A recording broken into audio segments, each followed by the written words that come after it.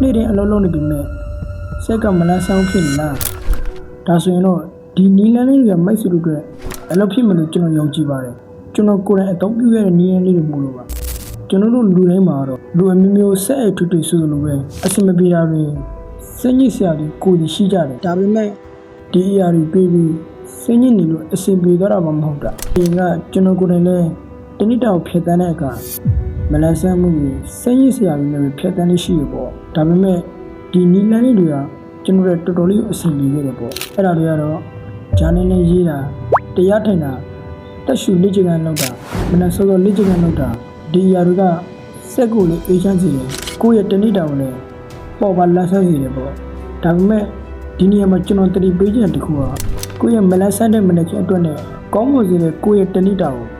အဆုံးရှုံးမခံပါနဲ့ကျွန်တော်ကတော့စမ်းကြည့်စေချင်တယ်တော်တော်လေးလေးအဆင်ပြေတယ်